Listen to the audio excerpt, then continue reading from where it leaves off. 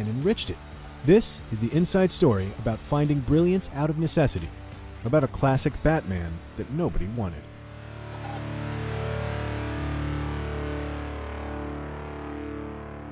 From the best-selling, critically acclaimed comics to the live-action and animated television shows to the blockbuster movies. Okay, maybe not all the movies.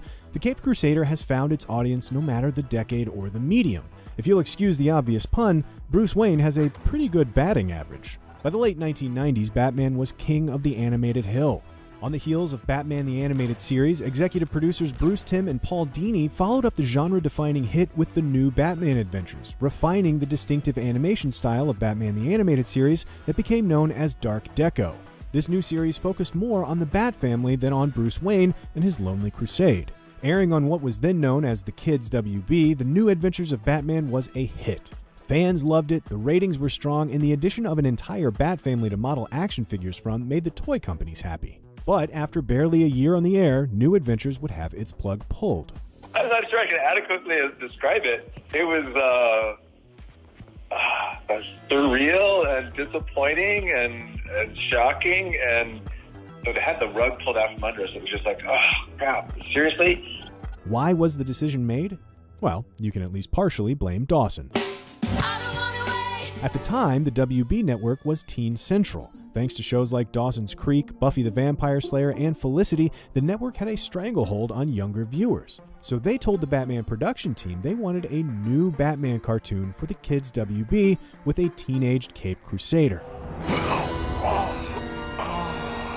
I don't know if this was like toy line related or what, but I think Buffy was doing really well for them, so I think they wanted a version of Batman similar to Buffy.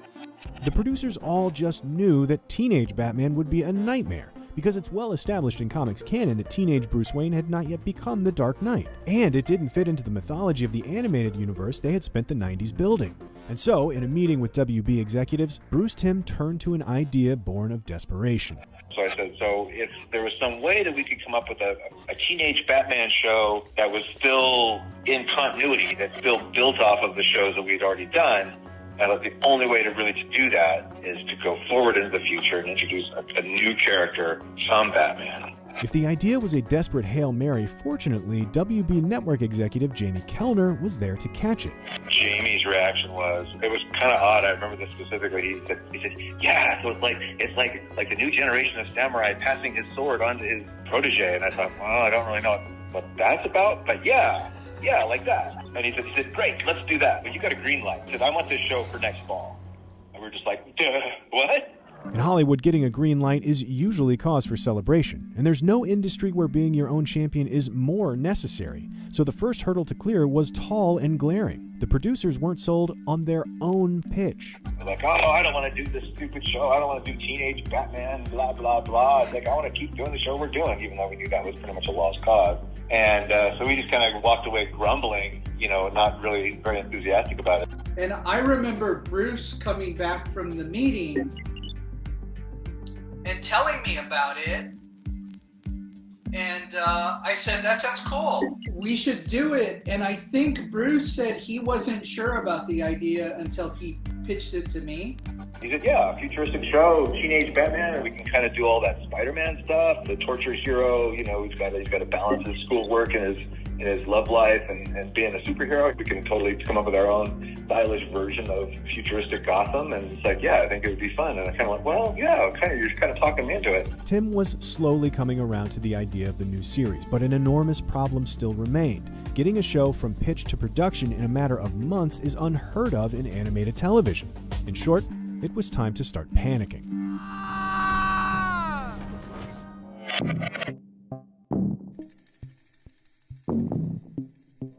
Part of Bruce Timm's initial hesitance with the request from the WB was the fear of losing an established and popular continuity. A brand new show and a brand new branch of the legacy was a perilous way to proceed, something that was not lost on every member of the crew, including voice director Andrea Romano. We were creating a series that was not based on established material, whereas Batman was, Superman was, Teen Titans even was, based on existing material. This was something that we were kind of going to create ourselves. So, in some respects, out of a desire to not be vilified by Bat fandom, the team had to be sure the series was tied to their canon, and one actor was able to do that by himself. Casting Kevin Conroy as Old Man Bruce was a no-brainer. Using the definitive voice of The Dark Knight confirmed Batman Beyond's place in the same continuity as Batman the Animated Series, but, like everybody else, Conroy took a little convincing. They said, well, we want to do a new Batman show. And I thought, oh, great. This is great, another show. They said, but you're not going to be Batman. I said, wait a minute. That doesn't sound so good. While Conroy rooted that series in their established canon, the network mandate for a fresh and futuristic take on The Dark Knight still needed addressing. We were still using the same Bruce Wayne, just as a much older character. So there had to be some similarities and yet some differences. There was a veritable stampede of young Hollywood stars looking to nab the role of Terry McGinnis, but it was Will Friedle, an actor from ABC's TGIF sitcom Boy Meets World, that quickly got everyone's attention. To be honest with you, I think the thing that I did other people might not have done, which might have been one of the things that gave me a little bit of a leg up on getting the role, which was I loved the Michael Keaton Batmans. You know, this was obviously pre-Christian Bale. So in the Michael Keaton Batmans, I thought he really paid respect to the fact that Batman and Bruce Wayne were two very different characters. Distinctly remember doing half of the audition as Terry and then half deepening the voice and doing it as Batman. To Conroy, Bruce's decision to permanently turn the suit over to someone else and accept that his hero days are over is one of the triumphs of Batman Beyond, and an aspect of Bruce Wayne that has rarely been portrayed in the mythos. That shows extraordinary growth on Bruce Wayne's part. Oddly, it becomes the most fulfilling relationship he's ever had, is the one he has with Terry McGinnis. It's like a son. It's that fulfillment that a parent has with a child. But even with Conroy sold and the all-important futuristic teenage Batman cast, Bruce Timm faced yet another issue. The writers were still struggling to wrap their heads around the initial pitch. Writers had trouble scripting a Batman show where Bruce Wayne wasn't Batman. Literally, most of the shows, literally all their pitches were about Bruce Wayne. And it was just like, you know what? I love old man Bruce Wayne. I think he's fascinating and fun because he's ancient and he's cranky and he's more of a bastard than he ever was, but he's not the star of our show. The bedrock of the show was Terry McGinnis, and so it wasn't Bruce Wayne. When you look at it, the heart of that show is Terry McGinnis. Bruce Wayne is kind of along for the ride. All of our freelance writers, nobody understood it. Nobody could get it. So we literally had to break like all of the stories in-house. Ultimately, they did get help from writer Stan Berkowitz, a member of the DC animated family that had moved to live-action drama after his Emmy-winning time on Superman. He returned to script the back half of the two-part series premiere of Batman Beyond, titled Rebirth, which aired in primetime on January 10, 1999, and he made it clear he had no intention of writing Terry as just another young Bruce Wayne. It would be impossible for me to imagine a character, a teenager that dark, that damaged. The whole point of doing the series was to do one, have a hero who is younger and could appeal to younger people. Well, you make him someone who thinks he knows a lot, and he's got the raw material. No, you didn't know that much, and you made a mistake here, you made a mistake there, but you're learning. While the writing team sorted out the foundation of the show, the production and design team was dealing with problems of their own. All they had to do was create a whole new world, complete with a brand new group of villains for a show they had to start making right now.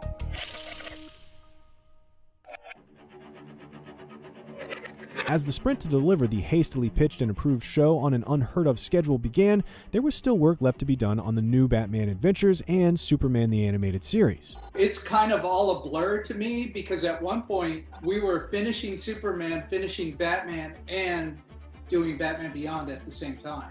We were like on the machine with that other show, and they basically said, we have to produce a whole new show, and also it's set in the future, so none of the stock designs that we use on Superman and Batman will apply. We just had to generate a lot of artwork really, really quickly. We would kind of go into a meeting and we would like sort of throw out a bunch of drawings, and then we would start shaping what the show was. As the two main characters, Terry and Bruce were the backbone of the show, but a Batman is only as good as his rogues gallery. Batman Beyond needed bad guys. Time was short, and Tim was adamant about not simply recycling the classic villains.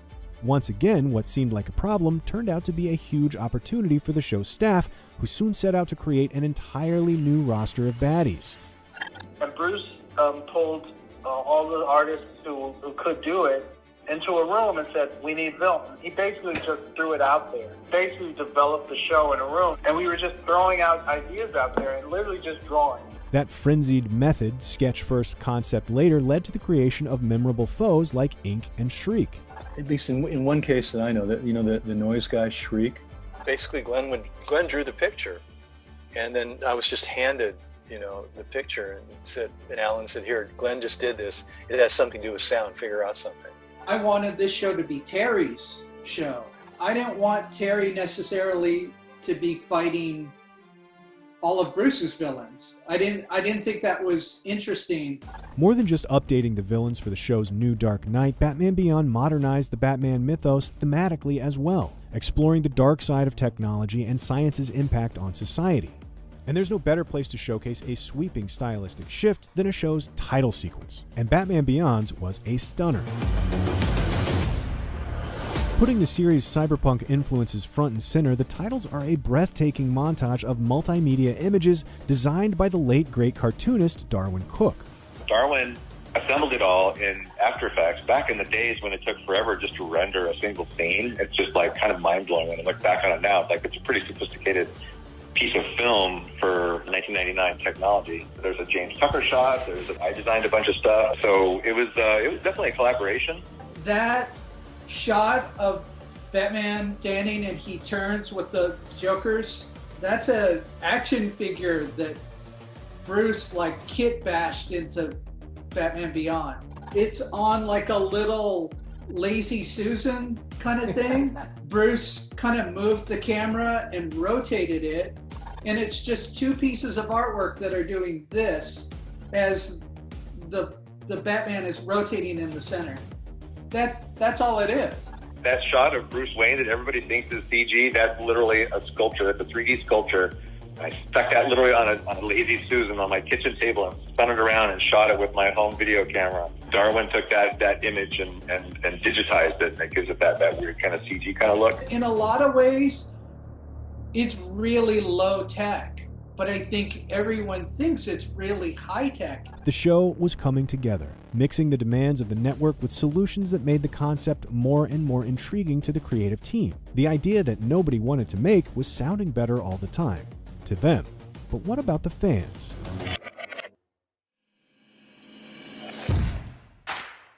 From the minute we announced the show was going to happen, all of our fans were just like, they already wrote it off. They were just like, oh my God, this sounds horrible. This is going to be terrible. Teenage Batman. It's going to be for kids. If keeping the continuity from their previous shows was important, keeping the audience from those shows was crucial.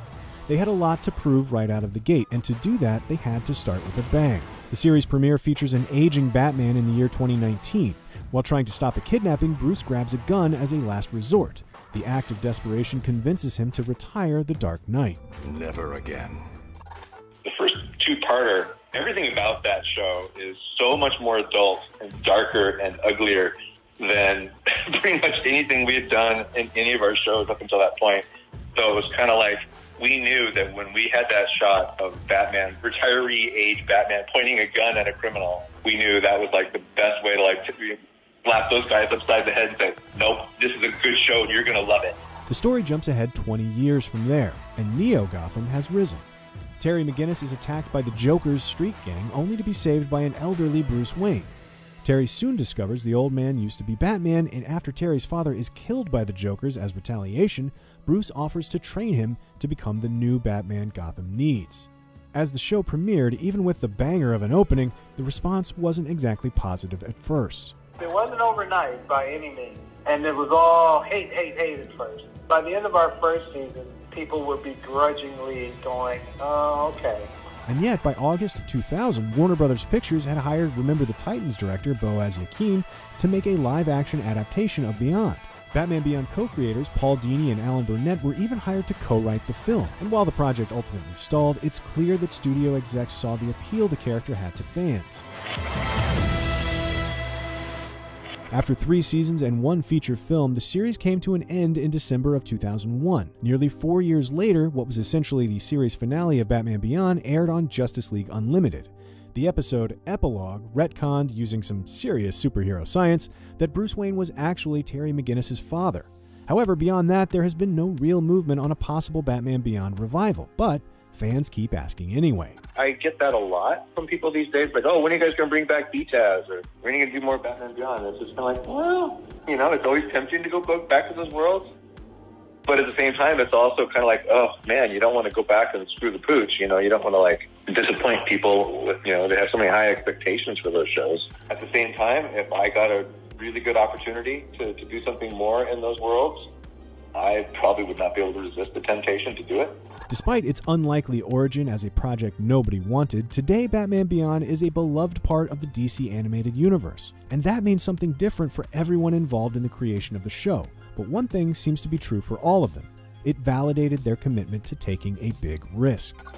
At first, it was something we were dreading, and then it became something we really got into and loved. And we thought of it as something where we were actually contributing to the Batman mythos, something unique, something that didn't exist before.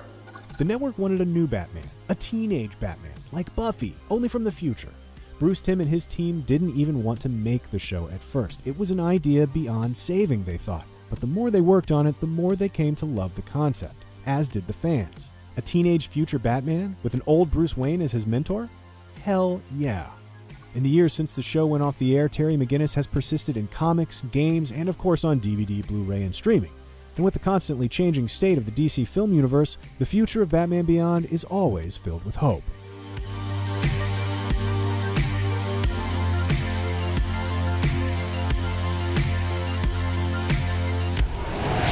This is unbearably cool.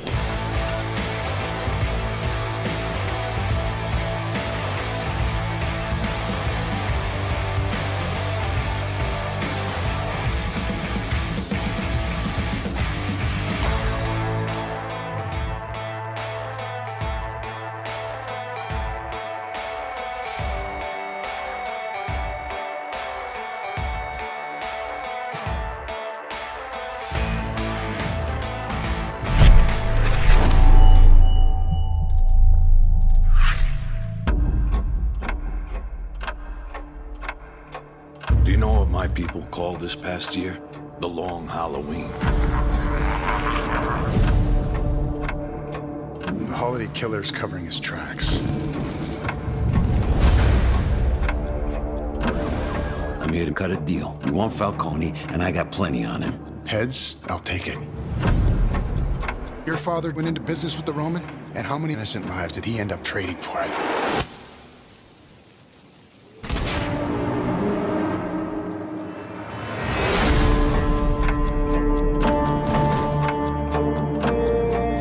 Where'd you find them? You're not going to like it. When you were coming up, you wouldn't have thought to hire freaks. Times change. It's hard to believe the man who stood on this roof and made that promise would cross the line. Everyone's invited to this party. Twinkle, twinkle, little bat. How I wonder what you're...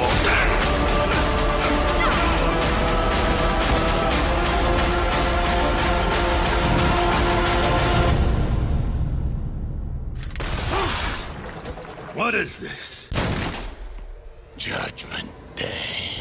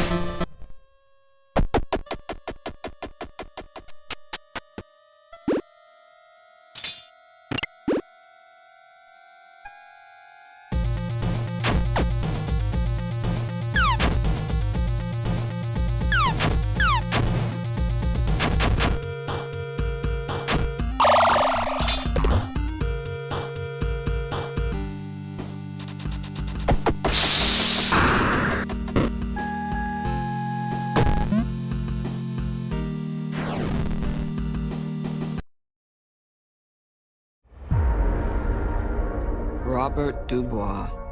He's in prison for putting Superman in the ICU with a kryptonite bullet. I'm not joining your suicide squad. We'll see. My court date is coming up. And Miss Waller said maybe you could help me out. You're flexing in my door! Everyone stand down. Miss Waller, I don't... Stand down! I wouldn't take such extreme measures if this mission went more important than you could possibly imagine. Are you in or out? Good. Let's meet your team. It's okay, I'm not okay. Each member is chosen for his or her own completely unique set of abilities. I need to feel the raindrops on my head, on my head. Hey guys, sorry I'm late. Had to go number 2. Good to know. Is this thing a dog? A dog? What kind of dog do you think it is, mate? I'm gonna go with Afghan hound. Oh my god, is it a werewolf? Yo, they sent me next to a werewolf! Yo, let me out! Hey, he's not a werewolf, okay? He's a weasel. He's harmless. I mean, he's not harmless. He's killed 27 children, but, you know. Your mission is to destroy every trace of something known only as Project Starfish. Any questions? Starfish is a slang term for a butthole. Think there's any connection? No. No. All right. Let's get it. This is suicide. Well, that's kind of our thing. I'm a superhero!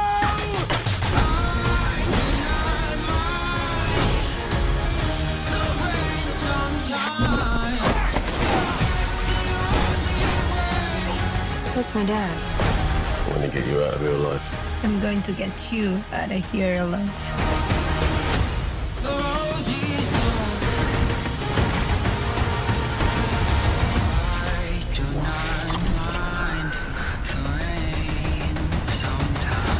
Ratatouille, what do you got? Bird. Now it. Stay off the comm. What's up, everybody? IGN Executive Editor of Commerce and proud U.S. Air Force Senior Airman Seth Macy here to break down all the biggest announcements, trailers, and news from San Diego Comic-Con. This is IGN's coverage of the coverage presented by USAA Insurance. USAA makes it easy to do business with personalized solutions for your insurance needs. With USAA, get exceptional service for when the unexpected occurs. But now, let's get to the news. Comic-Con at Home just kicked off with a ton of things to keep an eye on. Earlier this year, we got a tease that a new Dragon Ball Super movie was in production, and now it has an official name, releasing sometime in 2022. Dragon Ball Super Superhero has finally been revealed, and that's about it. But series producer Akio Ioku said the title teases that the movie is about superhero vibes. The same panel also made sure to mention new designs of several known characters, so keep your eyes peeled for more info. Amazon finally revealed a release window for their upcoming Wheel of Time series based on the Robert Jordan novels of the same name. Showrunner Rafe Judkins confirmed that the show was hitting Prime Video in November 2021, which, according to my calculations, is about 4 months away. For those hungry for more Star Trek, I have good news. The Star Trek Universe panel showed off a teaser trailer for the upcoming Paramount Plus animated show, Star Trek Prodigy. Prodigy follows a group of young aliens who discover a Federation starship and must learn how to fly and work together along the way under the tutelage of a holographic version of legendary Star Trek Voyager's Captain Janeway. Star Trek Prodigy premieres on Paramount Plus in the United States sometime this fall. Evangelion director Hideaki Anno wants to return to the realm of live action. Anno revealed that, quote, making a live action video is totally different from animation because I can do a lot of things that I can't do with animation. That's why I'm really looking forward to it. I want to do things that are only possible in live action, end quote. He's already proven himself with Shin Godzilla, a bona fide masterpiece, and has Shin Kamen Rider on the horizon. And that does it for today's coverage of the coverage. What do you think of all the announcements? Let us know in the comments below. And remember, with claims done right and savings you deserve, USAA provides good value for your money. Make sure you've got the right coverage with USAA Insurance. Membership eligibility and product restrictions apply and are subject to change. Property and casualty insurance provided by United Services Automobile Association and its affiliate property and casualty insurance companies is available only to persons eligible for PNC Group membership. Each company has sole financial responsibility for its own products.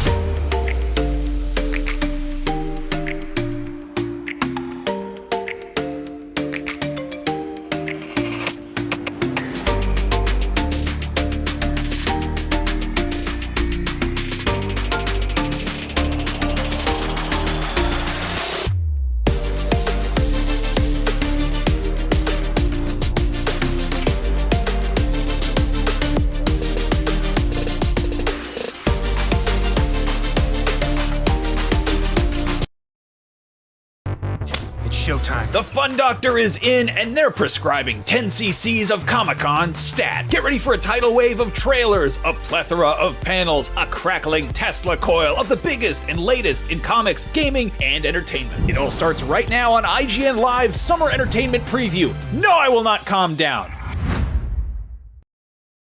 Hello and welcome to Day 2 of IGN Live's Summer Entertainment Preview, your one-stop spot to get all the big news coming out of the numerous Comic-Con panels that are happening right now, plus other announcements and reveals about what is coming down the pipe in the world of movies, TV, comics, and so on. That's Max, by the way. I'm Akeem. He gets too excited and forgets his manners. I can't take him anywhere. That's okay. I can be rude from home, and there's still plenty to get excited about. Coming up today, we are talking to Suicide Squad's David Dastmalchian, who's made quite a career playing DC villains, including Polka Dot Man, Calendar Man, and Ambulance Man. Yeah, the man in the ambulance in the Dark Knight, not like an ambulance-themed supervillain. You got to specify that, Max. And we'll also be checking in with M Night Shyamalan about his newest movie, Old. Plus, we're breaking down the biggest movies of the year, as well as taking a look at the future of Star Wars with a live episode of Canon Fodder. But here, first, to help to help us round up a bunch of news announcements, reveals, leaks, rumors, fan theories, and juicy nerd gossip, and really just whatever else has come out of Comic-Con so far, here's Kim Horscher. What's up, Kim? Hey, Max, that was the best intro I've ever had, so thank you for that. There were quite a few announcements today that were really exciting. The first I'm going to start you with is Blade Runner Black Lotus. Now, we kind of got an idea about this coming out before, but today we got to have a look at the show coming out via Crunchyroll and Adult Swim. It's set in 2032 between Blackout, which was an incredible animated short that I think we all might be bringing up a little bit later, and after the first movie, of course, prior to 2049, which is the sequel.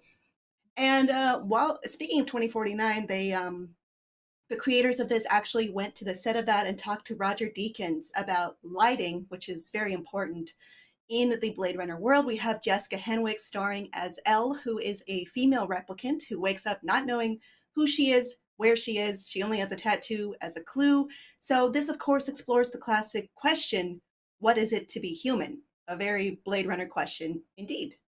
Now, this is a studio that has some experience dealing with that very issue of cyborgs wondering if they're human. They also did that most recent sort of Ghost in the Shell CGI anime. Standalone complex. Yeah, I totally wasn't expecting this to be CGI. Akeem, what's your vibe on this? Well, I think the general consensus on the internet, we were all kind of expecting it to be similar to Blackout 2022. I'm going to say this right now. Shout out to senior creative director over at Toonami, Adult Swim, Jason DeMarco. He's the man. But I'm going to say this respectfully. This ain't it, Chief. I'm saying that right now. The thing is, like, I don't know how to feel about just looking at the animation. Like, first off, the pro tag, she gives me, I would say, Battle Angel, Alita vibes, which is good. You know, that's a great franchise in and of itself. But the question I think a lot of people are asking, why CG animation with this? Like, especially since Blackout was so well done. Now, they actually addressed that in the panel. That with that particular short, they tapped a lot of veteran animators for this short, and obviously with this being a 13 episode long series, it'll be kind of hard to get all these people in one room to produce this 13 episode series. But they did their due diligence, which is great. They went to the set and they found out about lighting and everything. But they went with a studio, Sola Digital Arts, which their portfolio, it's a portfolio, you could say. I don't know how impressive it is, but I don't know. I don't get Blade Runner really vibes from this.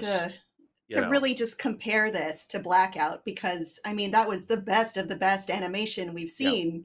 And then this is decidedly very different. I'm happy to be back in this world, personally. I'm a big fan of Jessica Henwick, so maybe if we don't hold it up on that pedestal, we could enter with maybe different expectations. It's such an odd choice because I feel like Blackout was released around 2049 to kind of hype that up, and this just kind of exists on its own. But aside from having a spinner and obviously some familiar corporations, what makes it Blade Runner? It's funny because we talk about Battle Angel Alita, we talk about Ghost in the Shell, and it's like Blade Runner has been so it's inspired so much other cyberpunk media that why not just make something why not make something new? It's an odd choice, and it's like, what is this? Are we going to get another Blade Runner movie at some point? I kind of doubt it, but this is okay, I guess. Well, it was described as very dystopian, anti-capitalist. It's a very large divide between the wealthy and the poor, and sort of finding the struggle of the individual within society. Those are key to Blade Runner, though you could argue they're key to most cyberpunk themed entertainment as well. I did like seeing just some of the visual hallmarks of Blade Runner in there, at least. They did get the lighting does kind of have that Deacon's haze to it. It's not here so much, but this is Blackout, which is considerably flatter. But I feel like it's got, there's such a visual smog in 2049, and I think they got that a bit too, which is cool. It's interesting to see them experimenting with it, but again, it's sort of I don't know. Is it what would we care if this didn't say Blade Runner on it? Yeah, that's the thing. I feel like if you didn't put Blade Runner in the title, this could be just any, I'm sorry to say, kind of generic cyberpunk, futuristic type, animated series. I don't know what exactly makes it Blade Runner-esque outside of the lighting that we saw. Even the music doesn't that they had in the trailer doesn't necessarily strike me as something you would hear in any Blade Runner iteration. So I don't know. I don't know why they didn't stick with Flying Lotus. That soundtrack that they had in 2022 was amazing. But you know what? I'll be here for it because it's partially my job to watch this stuff. Yeah, it's I'll watch it. It's better that than I don't know, a reality show where people put on animal makeup or something. Yes, whatever they're doing over on Netflix. I did watch that too. So okay, what are we gonna do? Go hiking? We're gonna sit inside and watch cyberpunk stuff. That's the dystopia we live in. Anyway, speaking of bleak futures, we also got some updates on the Walking Dead universe. Kim, what's going on over there? All right, well, we have 3 Walking Dead shows to talk about today that got panels today. One of the 2 that's ending, or not ending, rather, this is the one that's not ending. It's Fear the Walking Dead Season 7. It will be premiering on Sunday, October 17th. And we're continuing where we left in the last season with just nuclear fallout and dealing with that on top of also there's zombies and bad people. I think this could be really interesting. So notably, the showrunner Ian Goldberg talked about his different influences that were going into this. And specifically, he name-checked Mad Max, The Hills Have Eyes, The Never-Ending Story, and The Wrestler as influences for this season, which are kind of not picks that I would expect, per se, for this. I mean, I don't know. I'm hoping we see some flying dog or something, or like a zombie-esque dog or something. I'm hoping for that. It's what's interesting with this is like they're approaching territory that we haven't seen in any Walking Dead franchise, be it World Beyond, which I know we'll get to later on, or The Walking Dead, the original. They're in a nuclear apocalypse. So not only are they dealing with zombies, they're dealing with like the nuclear fallout as well. And what's interesting about Fear the Walking Dead, when it first started, season 1 and 2, I remember watching season 1 and season 2 and thinking, I don't know how long this is going to last, because they start at the beginning of the apocalypse, just before it hits, and they started off in LA. And as things progress, they caught up with The Walking Dead. Which is why we've seen the OG Walking Dead cast member Morgan jump back and forth between Fear the Walking Dead and The Walking Dead. Now, clearly, actually, it's not clear because it's not like they have calendars in these shows. But I think it might be safe to say that Fear the Walking Dead has moved beyond where we currently, possibly beyond where we are with the original series. But I just really like the way that they're going, the direction they're going with this. Also in the trailer, there's a baby crying in the beginning, so Morgan's going to be a papa, and it's good that he has. I think his girlfriend is a nuclear scientist. Yeah, I don't want to cut you off. Grace is a nuclear scientist. I don't want to cut you off, Kim. We got a couple updates on the other 2 Walking Dead shows. Kim, can you run us through those real quick? Yes, speaking of Beyond, we have The Walking Dead World Beyond. Season 2 is coming October 3rd. This is its final season, 2 of 2. And speaking to what Akeem said earlier, this season, or this show, according to Scott Gimple, is touching on a lot of various Walking Dead shows. It's something that fills in different pieces that maybe we're missing. He specifically said this season especially is in between stories from other stories. It really does fill in story gaps or knowledge that the audience doesn't have. It gets more and more intense as it goes on. And do we get an update on season 11 of regular Walking Dead? Yes, we absolutely do. There will be 24 episodes in season 11, the final season, split into 3 8-episode parts. 11B and 11C are coming next year. 11A comes August 22nd, a week earlier if you have the AMC's premium service. Damn. And we're looking a lot at Lauren Cohen was talking about how Maggie is going to have to deal with having to be on the same side as Negan, the man who killed her husband and the father of her child. And the Reapers will be the villains of this season. Cool. There's clearly no shortage of Walking Dead stuff. There's tons more pop culture news to come, and we're going to be discussing it right here on IGN Live. Right now, Akeem, what is happening next? Well, I'm so glad you asked, Max. Coming up in a sec, we've got Suicide Squad's David Dastmalchian, and we're also talking to M Night Shyamalan about his brand new horror movie, Old. All that and so much more are coming up in IGN's Summer Entertainment Preview up in just a sec, so don't go anywhere.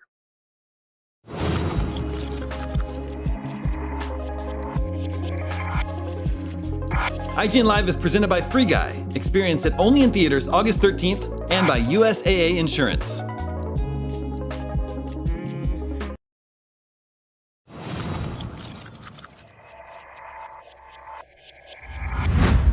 Not only is IGN the world's biggest media brand for games and entertainment, but we also have a team of some of the world's biggest fans of your favorite franchises. From breaking news and exclusives, never-before-seen looks at movies and games, to reviews, Let's Plays, and live streams, IGN brings you all the coverage you need, no matter where you are. Whether you're on IGN.com, the IGN app, YouTube, Facebook, or Snapchat, we've always got you covered. IGN, the #1 source for all games and entertainment fans worldwide. Everybody loves watching a speedrun of their favorite game, but what if you got a chance to peek into the mind of the developers behind those games as they watch their hard work get completely destroyed right in front of them? What is happening right now? That's exactly what happens on every episode of Devs React to Speedruns. We invite you to ride along with the developers as they watch, react, and enjoy some of the craziest gameplay by the most skilled speedrunners on the planet. Tune in every Saturday for a brand new episode.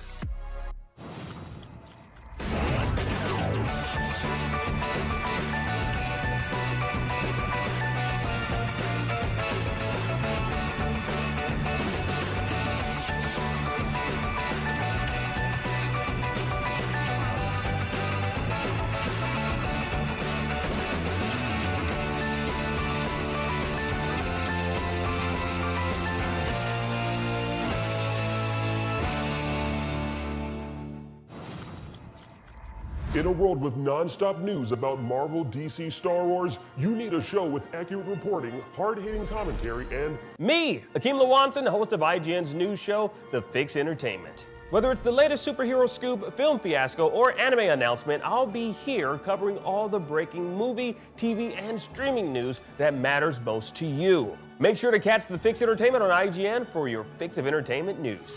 Let's drop it.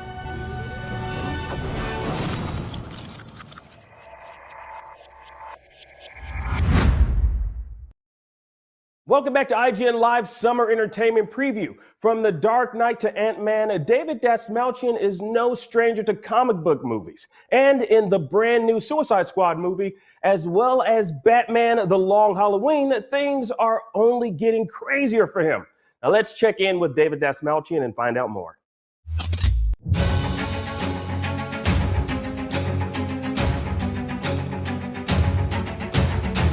Hey everybody, I'm Dave Dastmalchian. I'm an actor, writer, sometimes even a comic book creator. Speaking of comic books, I've actually been in a number of DC stories as an actor, and I've played a bunch, and oh my gosh, now I'm starting to count them up. Boy, there's a lot to talk about here.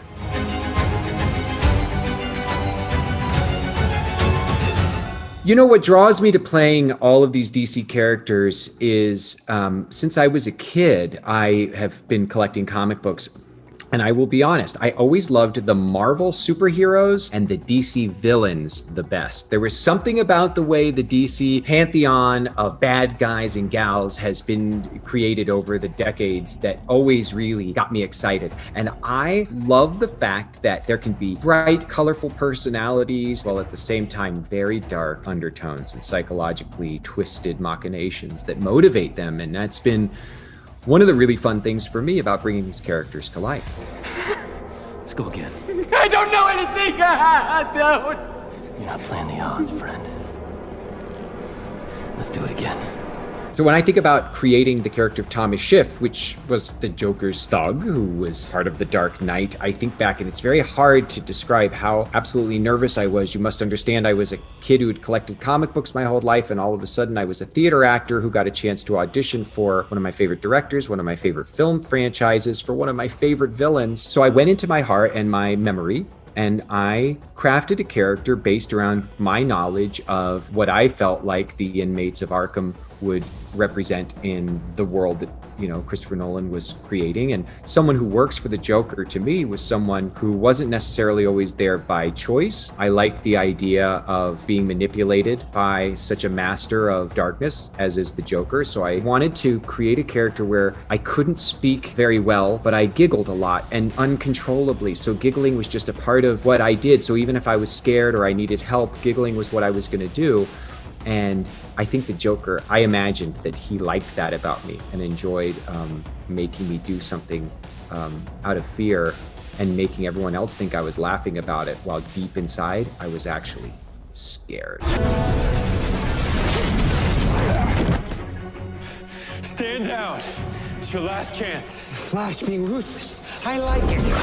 Haha, this twisted man who uses technology to come back in time, not necessarily for wealth or even for power, but for approval. Really, that's how I've always understood Abra, because in the comic books, he really does. He wants people to clap for him and give him standing ovations, and defeating the Flash is part of his trick. We did an episode back in maybe 2015 or 16, and I loved getting to be on set and work with everybody, but I didn't feel like we really got to get to the heart of what I loved the most about Abra. So I was so excited when last year they called me and said, we want to bring Abra back. And because of Crisis on Infinite Earth, there was a whole ripple. So getting to come back with new tech and a new wand and cast a spell of malevolence against our favorite speedster was something I'll always treasure. Such a blast.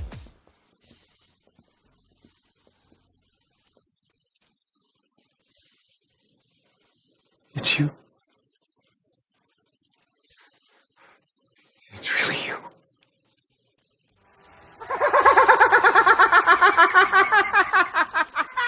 So Dwight, looking up to Jerome and seeing all of the misery and the pain that he inflicts upon this city and wanting to emulate that is terrifying. We see it in real life. We see people who are so angry, who are so alone, who are so isolated, who haven't done the work on their mental health or their other, aspects of their personality, and therefore they gravitate towards these cults of personality that are destructive and dangerous, and they want to be like them. There is something really frightening about that, and I love that I got to play Dwight and say to everybody, we are all Jerome, this is us. And of course, thank goodness Gordon and the gang foiled our plans, because it was not going to be good for Gotham. A killer who only works on holidays. There's lots of crazy out there. The Calendar Man is like the Hannibal Lecter of this story, and he's a very different character than I've gotten to play before in any other comic book adaptations. He's much more quiet, he's much more still, he's very focused, and he's this very massive, physically intimidating presence. In The Long Halloween Part 2, I'm also getting an opportunity to very briefly bring to life the voice of the Penguin, who is yet another one of my favorite DC characters. And what the Penguin is, who he is, and what he represents in the world of the crime of Gotham is so fantastical and awesome. So I am in geek.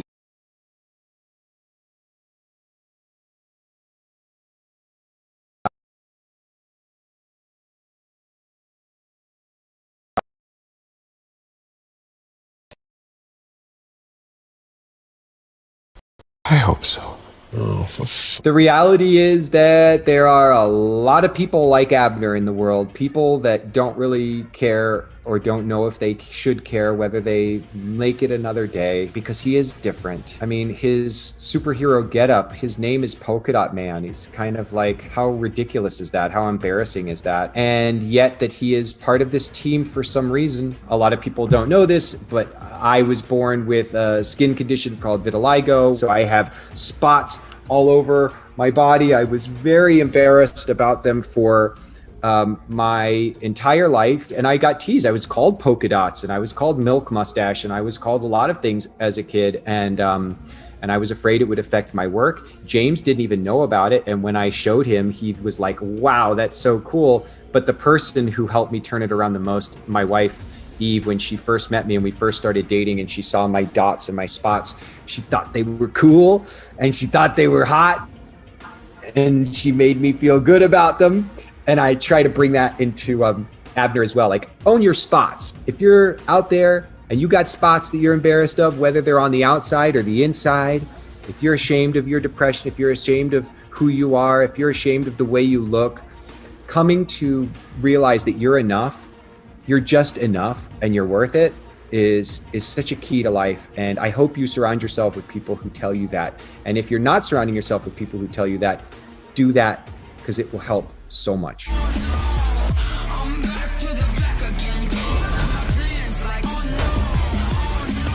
When Amanda Waller assembles these teams and puts together her mission and her strategy and her plan, there's no one that really understands or knows why she does what she does other than Amanda Waller. You're at her mercy. So to Abner, why he's been chosen to be a part of this team of elite kind of supernatural or super gifted people is a mystery, and he's going to have to figure out why she picked him.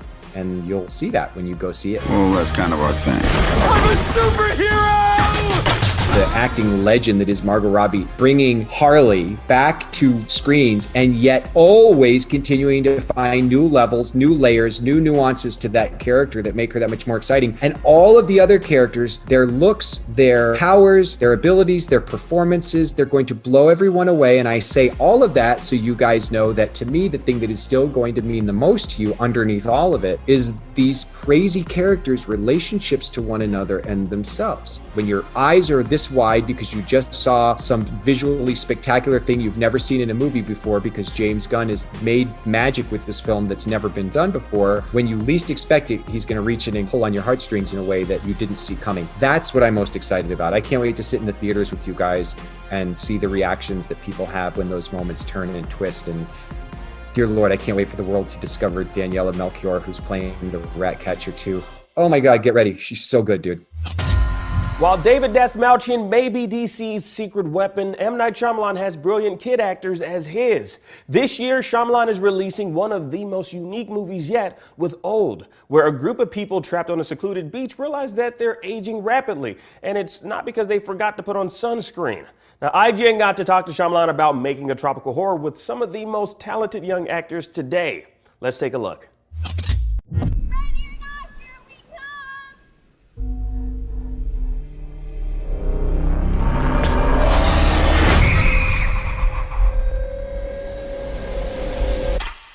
Hi. First off, I just wanted to say I really enjoyed the movie. I was just sitting there so engaged and engrossed with everything I was seeing on there. Thank you so much. I wanted to talk about the importance of kids and teenage characters in your movies. You don't leave them out at all the way that, other stories or other directors may do that. Where does that come for you to involve children and younger characters in your films? I think it's really genuinely what my home looks like. So I have 3 daughters, and they just getting out of their teens, and so that's how I see the world. I'm hearing how they ingest their relationships and the world and politics and what they're scared of and how they navigate things and how they speak, and so it comes out that way. And so it's an important point of view, and I think I've had a lot of strong female characters in my films, I think primarily because there's no male anywhere in our house, anywhere. There's only, show tunes and Friends is on a lot. It's like, the house is very, I'm very oriented to that point of view. So I think, I often take that perspective, and it comes very easy. I'm interested in what they would do and given a fictional situation. I'm like the eldest of 3 daughters too, so it's very interesting to hear that perspective from you.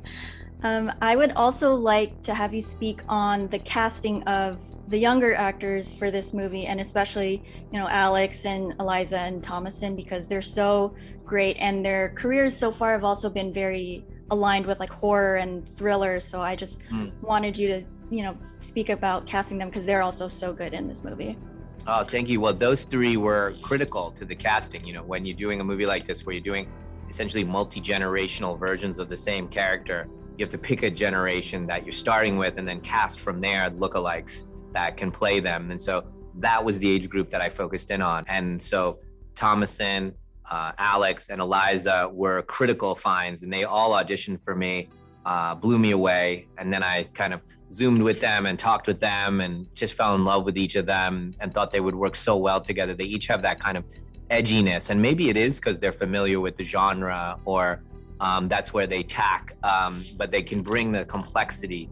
I think we really enjoy in kind of historical terms of cinema that when we see performances of depth in a genre piece, that combination is very exciting to people. And you've seen great actors, Anthony Hopkins, et cetera, that have gone into genre pieces and really elevated them. So these 3, we were very, very lucky to have these 3.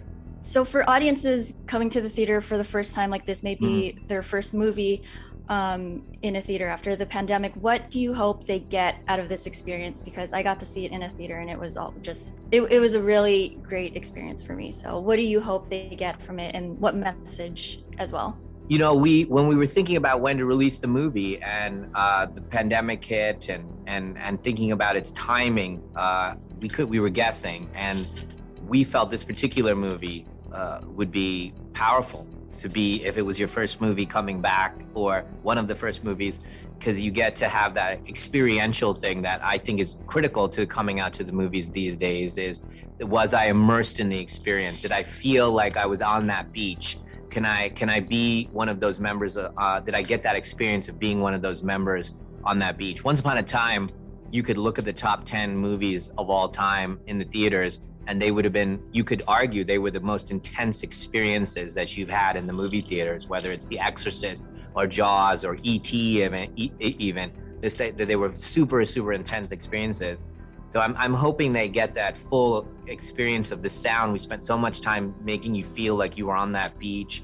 Obviously the score and all of the beautiful instruments that Trevor used, and this primal kind of, we were inspired by, Planet of the Apes score and the kind of primal nature of that. And that whole, all of that kind of craftsmanship, when you come to the theater and you're not multitasking and you sit there and let me visually, grab you and then sonically grab you and have this very experiential thing of on the beach. I also think for me, in this kind of second iteration of my making stories, I very much aimed it at kind of almost, younger people's experiences, and in the middle, and having a multi-generational experiences in these stories, whether split and you have the younger and the older versions there. Same thing here. I'm kind of really enjoying doing this, telling stories to two generations together. Quickly touching upon the cinematography of it, it's very claustrophobic. It's very,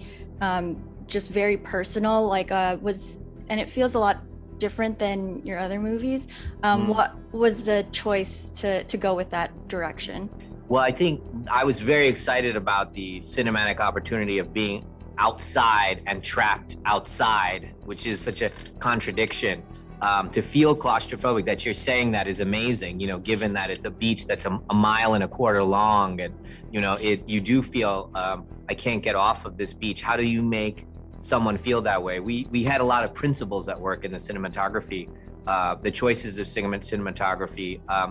We used, whether you feel it or not, I tried to bring angular movements in the photography to create shapes on a beach that's amorphous. And so sometimes in a jungle or on a beach or on the water, it's hard to get a grasp of where you are. Everything feels the same. So by doing these angular movements, you're taking advantage of a kind of a cinematic thing called parallax, where movement, your relationship to the background is constantly changing, and it creates this kind of provocative nature, and you understand where you are in space. So we used a lot of angular movements on the beach, which we were really excited about.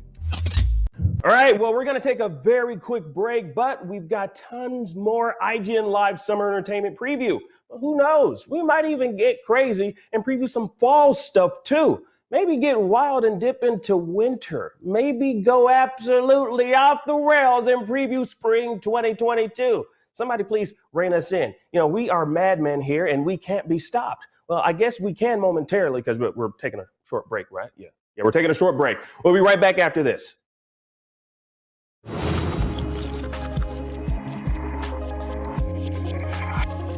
IGN Live is presented by USAA Insurance and presented by Free Guy. Experience it only in theaters August 13th.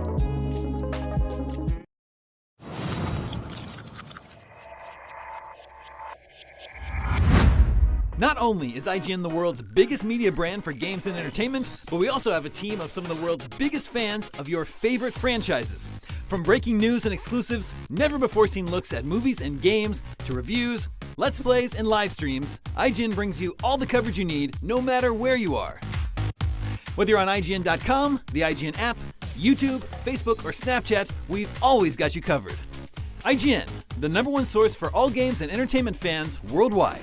In a world with non-stop news about Marvel, DC, Star Wars, you need a show with accurate reporting, hard-hitting commentary, and Me, Akeem Lawanson, host of IGN's news show, The Fix Entertainment. Whether it's the latest superhero scoop, film fiasco, or anime announcement, I'll be here covering all the breaking movie, TV, and streaming news that matters most to you. Make sure to catch The Fix Entertainment on IGN for your fix of entertainment news.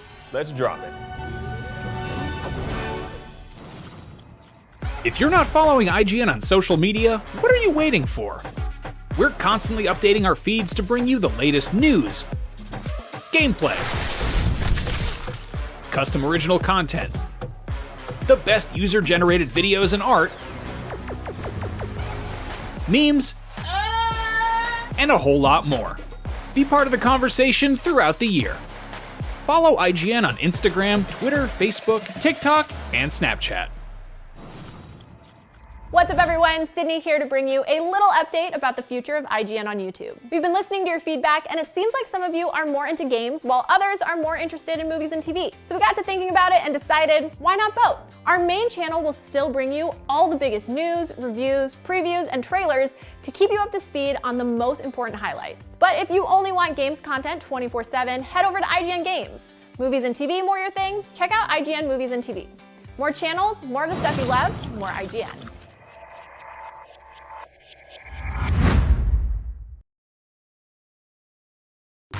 Hello everybody and welcome back to IGN Live's Summer Entertainment Preview. And you know what?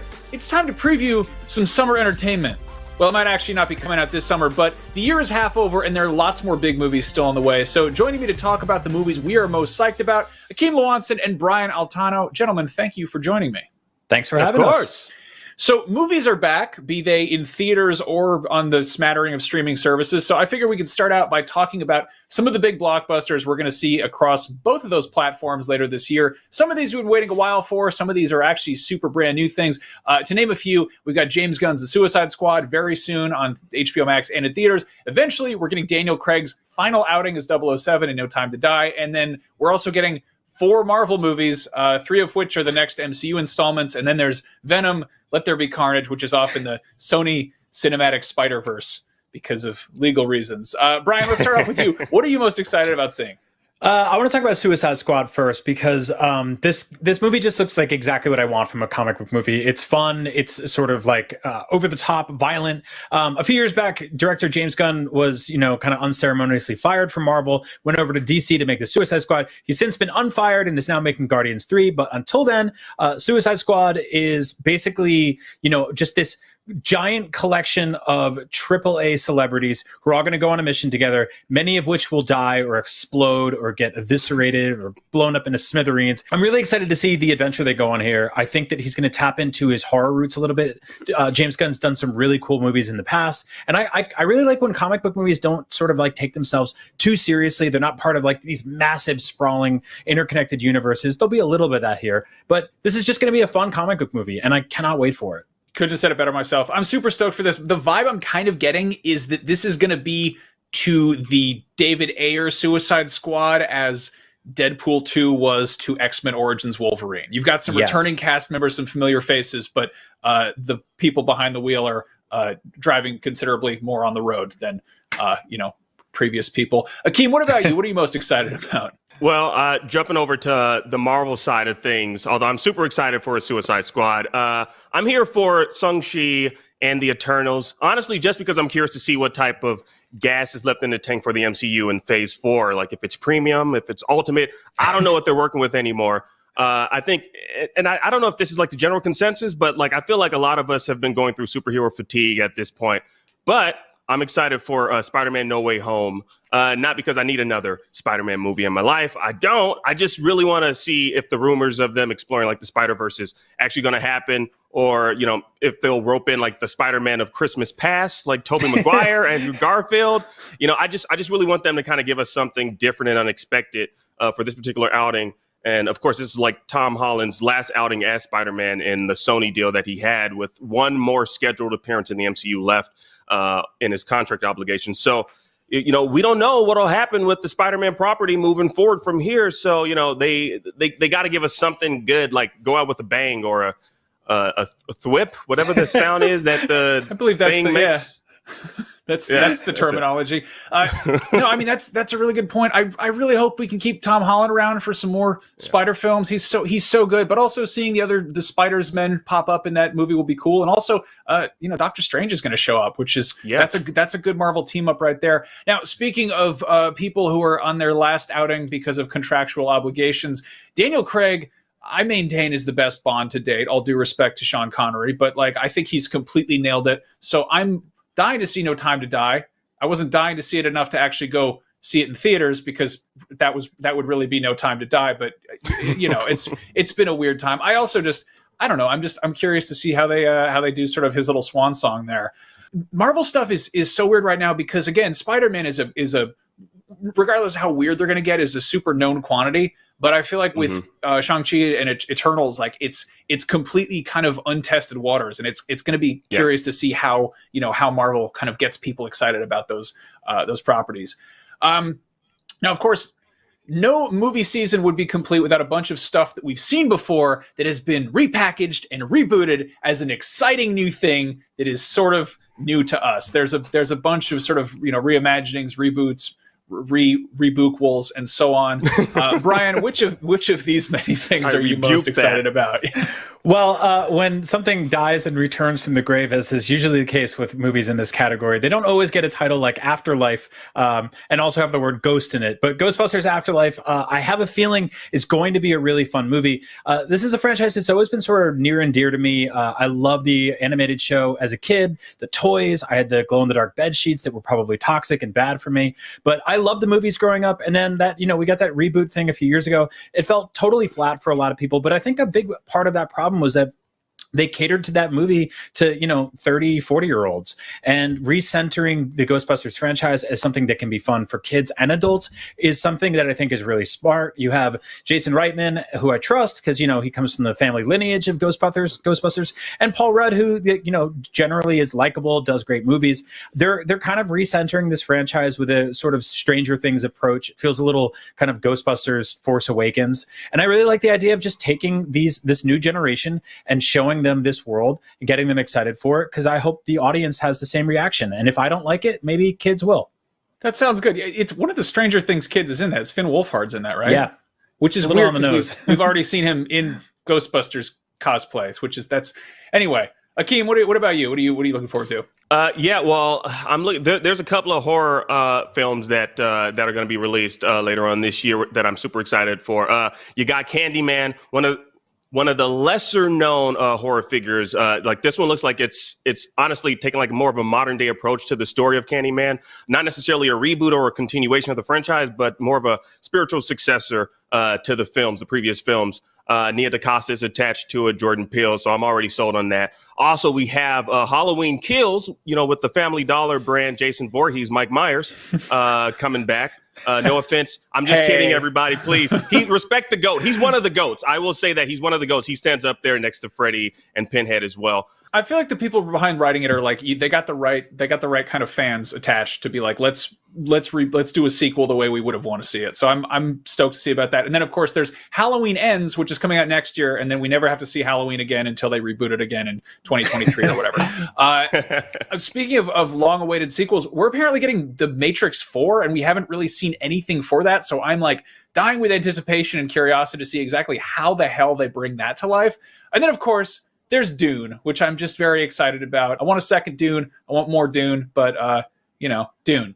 Now, speaking of things that are a little bit kind of a tough sell, there's always the movies that are, how would you describe them? The wild cards. Movies that aren't necessarily based on intellectual properties that have been around longer than we've been alive. Like actual new concepts. I realize that's a tough sell for a lot of people because it's not like a cereal you ate when you were 3. But, we do have a few that are coming out. Brian, what's a smaller movie you're looking forward to? Well, I unfortunately did not get Green Knight cereal in the 90s, but it sounds delicious. But I am very excited for the movie The Green Knight. I pretty much go out of my way to watch anything that A24 puts out. I'm really hyped for this movie, even if I'm sort of like intentionally not looking at it too much. I don't want to get too spoiled, but basically the long story short of it is Dev Patel is starring as King Arthur's nephew. He has to travel across the land to fight and kill the Green Knight. On the way, he fights monsters and ghosts and probably a bunch of other awesome stuff. And I don't want to say anymore or know anymore because I'm already completely sold. I like movies that sort of feel completely brand new and disconnected from sprawling cinematic universes. And this feels like it could be one of those sleeper hit movies, like one of those movie of the year contenders that people fight about, like if it's divisive or, love it or hate it. Because I know there were movies like The Lighthouse and Annihilation and Mother that were very love it or hate it movies, and I ended up liking all of them. So bring on weird ass artsy films. I want to see them. I mean, that's technically based on one of the oldest intellectual properties in history, but I'll allow it. Akeem, what about you? I got to say, Last Night in Soho, baby, that is looking so damn good. I honestly wish I could have like lucid dreams about being someone famous in a bygone era to help me shape my present self. And this movie just it's seems like it's a murder mystery that's being uncovered through the dreams, the lucid dreams of the main protagonist, seen through the eyes of the person she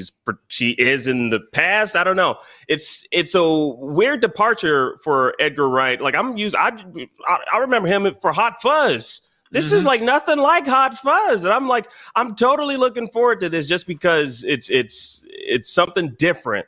All right, Brian, Akeem, thank you so much for joining me. And for you at home, make sure you stick around because next up we've got a live Canon Fodder. We're going to be talking about Star Wars, like what is Star Wars doing with the High Republic? We're going to break that down, plus Star Wars Visions, which is an anime, and the Book of Boba Fett, which is actually a show, not a book. Stick around. We'll be right back.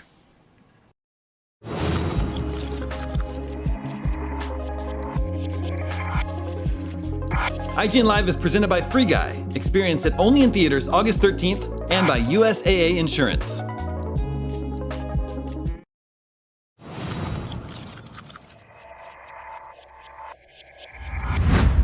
Not only is IGN the world's biggest media brand for games and entertainment, but we also have a team of some of the world's biggest fans of your favorite franchises. From breaking news and exclusives, never-before-seen looks at movies and games, to reviews, Let's Plays, and live streams, IGN brings you all the coverage you need, no matter where you are. Whether you're on IGN.com, the IGN app, YouTube, Facebook, or Snapchat, we've always got you covered. IGN, the #1 source for all games and entertainment fans worldwide. In a world with non-stop news about Marvel, DC, Star Wars, you need a show with accurate reporting, hard-hitting commentary, and me, Akeem Lawanson, host of IGN's news show, The Fix Entertainment. Whether it's the latest superhero scoop, film fiasco, or anime announcement, I'll be here covering all the breaking movie, TV, and streaming news that matters most to you. Make sure to catch The Fix Entertainment on IGN for your fix of entertainment news. Let's drop it. If you're not following IGN on social media, what are you waiting for?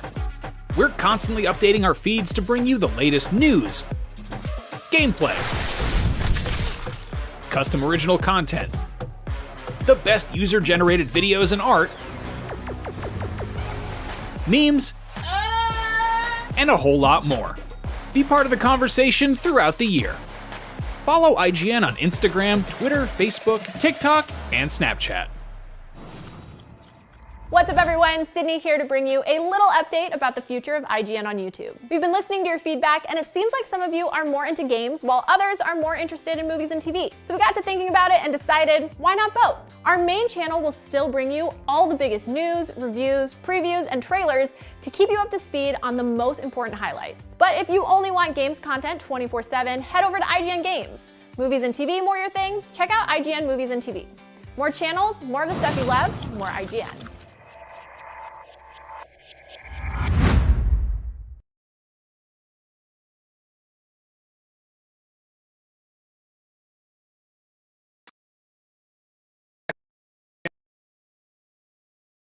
Year, sometimes more often than that. But lately, Disney and Lucasfilm have pumped the inertial dampers a bit. Now it seems like the Star Wars battle station is about to be fully operational again. So let's talk about the future of Star Wars. Joining me to break it all down, I'm joined by Kim Horscher and Brian Altano. Now, before we get started, just a heads up, we are not shying away from spoiling what's going on in The Bad Batch and Mandalorian Season 2. So if you're not totally up to date, you might want to slip down the garbage chute. You have been warned. So first things first, Bad Batch, which is in the middle of season 1 right now. It's still ongoing, new episodes basically every week. Looks like it's laying some groundwork for the Book of Boba Fett, which is coming out later this year. Kim, what's going on in Bad Batch? Well, we actually only have one more episode for the season, and it looks like we're probably going to see Crosshairs come back, but maybe Fennec could make a return. Fennec Shand is just one of several Star Wars cameos in the Bad Batch this season. It's been really fun. We've had Harrison Dula. We've had Saw Gerrera looking very different. We've had delicious space popcorn that you could probably buy at Star Wars Galaxy's Edge. But it's fun to see her in particular in the early bounty hunting career of her life, trying to apprehend Omega on behalf of the Kaminoan scientist Nala Se, who is essentially trying to save her from being killed. So I'm interested to see how this particular storyline develops, because as we know, Omega is essentially the equivalent of Boba Fett being Alpha, and then we know Fennec is deeply tied to his story too. Yeah, now we the last time we saw live action Fennec, she was hanging out with Boba Fett as he took over Jabba's palace, and I'm guessing that's going to come into play with the Book of Boba Fett, unless that's some kind of a flashback situation. I definitely want to talk about that in a minute, but because we're sort of talking Comic-Con stuff, the big Star Wars presence this week was Lucasfilm blazing new hyperspace lanes in the High Republic era, which is, of course, set a few hundred years before the rise of the Empire. And these stories are mostly being told in, publishing and comics and novels and audiobooks. But some news out of the Star Wars Comic-Con panel is that they're getting ready to launch Wave 3 of High Republic titles. That's 4 brand new titles, kicking it off in January 2022. There's a whole bunch of them. Kim, are you up to date on any of this stuff? Well, we do know that this is just the latest exploration of the galaxy. It started in a very ideal sort of golden age for the Republic and the Jedi Order, and of course things are getting darker as they tend to do. We have the ominous banner, the light of the Jedi goes dark. So this would be really interesting and just setting up the stage for, I think, a lot more of expansions in the Star Wars universe. I think you're right. I get the feeling that this is sort of them kind of staking out new territory that isn't tangled up in a lot of existing lore and canon. Right. And it'll be curious to see if we're going to get a show in the High Republic or a movie or a game or something, considerably higher budget than what we're getting already. Mm-hmm. Yeah, I think they're absolutely building the groundwork here so that when there is something, big and in theaters and stuff like that, you'll have supplemental content to go back to. You can go, oh, I love this High Republic movie that now has a visual style guide that they're building out. I'd love to read some comics or some books or some YA novels. There's going to be dozens of those by then. So it'll sort of be like when Game of Thrones came out and all the people who had read the books were like, kind of like, oh, I know what's going to happen next. And we were like, don't say a word. Star Wars fans do love to be those guys. Yeah. Now, looking ahead to the end of this year, Star Wars Visions, which is out September 22nd, is the official Star Wars anime anthology, which looks really, really cool. And I kind of love that this is not like, this is, if it's canon, it's going to be very loosely canon. Like this this reminds me a lot of back when Dark Horse Comics would publish Star Wars Tales, which was just different artists doing different sort of short adventures. And it would be, like a little glimpse of some corner of the galaxy with, a certain amount of artistic license. And this is a bunch of like awesome anime studios getting to kind of cut loose here and go a little bit nuts. Yeah, we saw sort of closure on the Skywalker saga and, the things that kind of spilled out afterwards that are sort of loosely connected to it. And I think we're starting to see Lucasfilm sort of let go of the reins a little bit and let a lot more creators come in and sort of interpret what they believe Star Wars should be to them. And I think that getting out, new voices and new perspectives on this incredible, gorgeous, wonderful universe is really, really smart. This art direction here is all over the place in the best way possible. It looks inspired and free and really, really interesting and unique and new. And I think that's what Star Wars needs right now. It just needs a bunch of cool new ideas and new characters. And we've gotten enough from Luke and Chewbacca and everybody. And I love those dudes to death. But let's see some new stuff here. And I think that's what they're building up towards. Yeah, my only sort of problem with this is that I feel like making it just anime is almost limiting it. Like I wish that this was open up to just animation studios worldwide. Maybe we'll get like a different corner of Visions that's more, seeing basically a Star Wars Love, Death and Robots would be extremely cool. And just seeing like different studios take it on. But this is, I don't know, it's great. It's nice to sort of have like little one-off things when, as opposed to sort of all the very complicated lore and all that.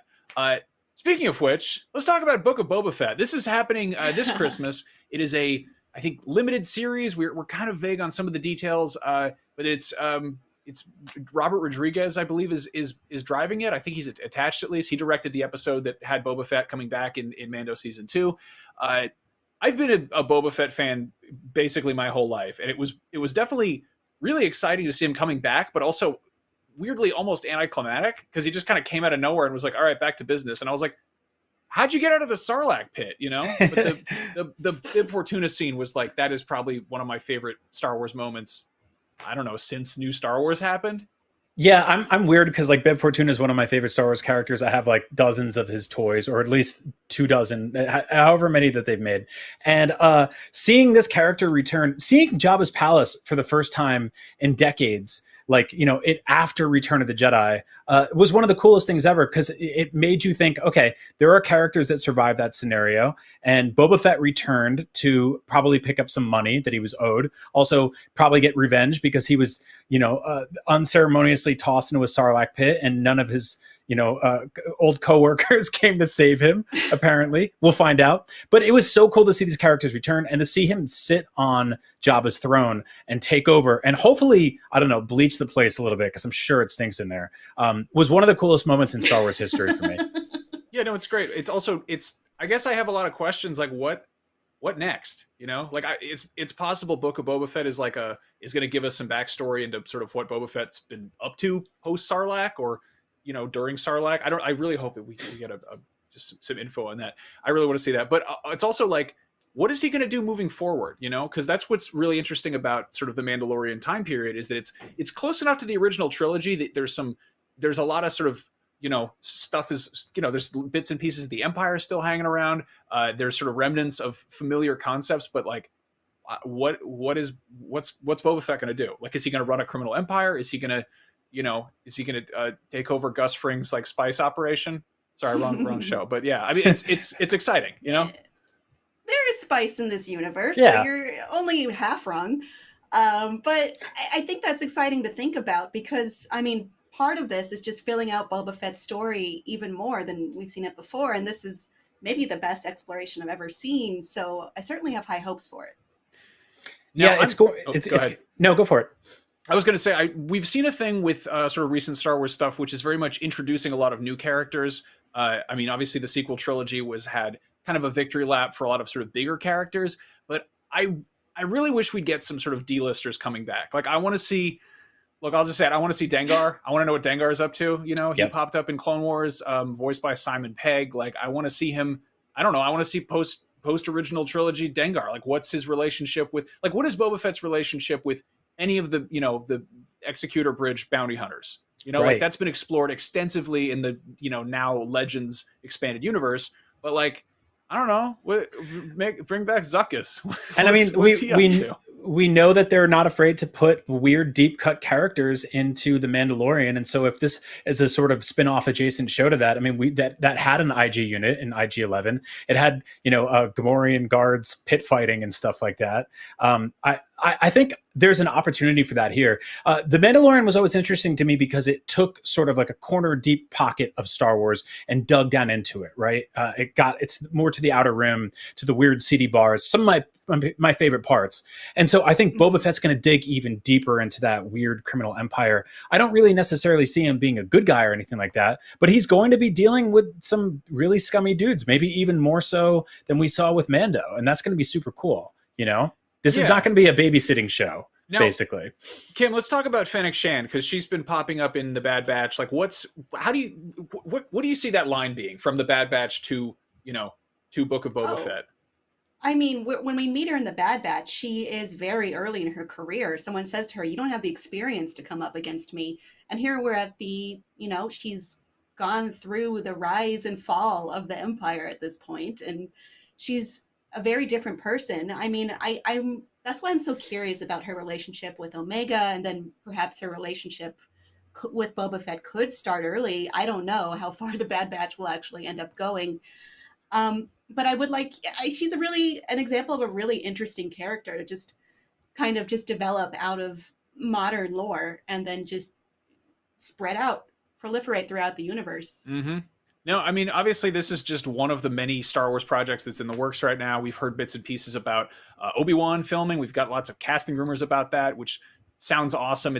I wonder if that's going to sort of, again, I think the biggest sin of Mandalorian season 2 was trying to sort of seed too many other spin-off shows, like trying to build up sort of other, new projects. But I sort of hope that Obi-Wan is almost, not in a vacuum, but the big problem with a lot of Star Wars stuff is that eventually everyone seems like they know each other. And it's like, it's a galaxy, stretch out, get weird, get big.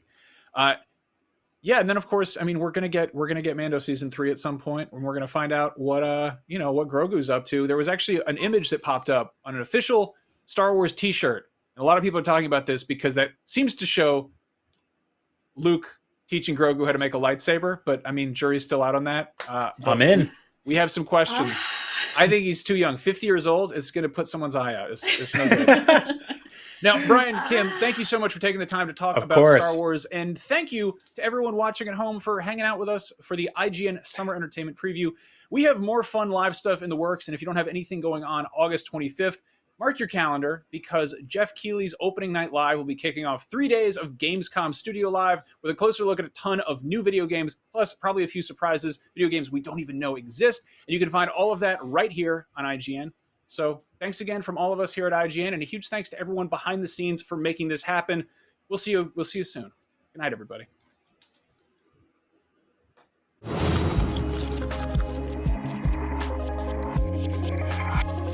IGN Live is presented by USAA Insurance and presented by Free Guy. Experience it only in theaters August 13th.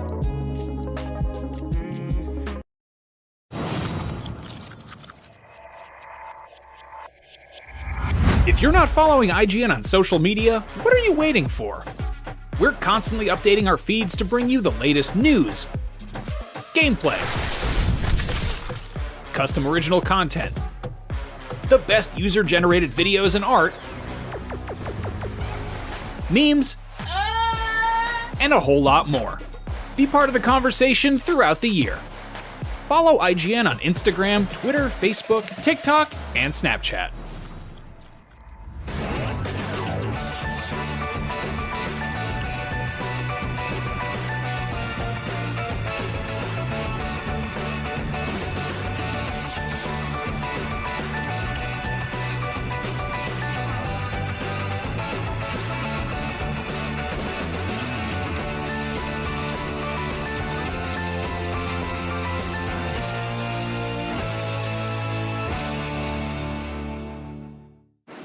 In a world with non-stop news about Marvel, DC, Star Wars, you need a show with accurate reporting, hard-hitting commentary, and me, Akeem Lawanson, host of IGN's news show, The Fix Entertainment. Whether it's the latest superhero scoop, film fiasco, or anime announcement, I'll be here covering all the breaking movie, TV, and streaming news that matters most to you. Make sure to catch The Fix Entertainment on IGN for your fix of entertainment news. Let's drop it.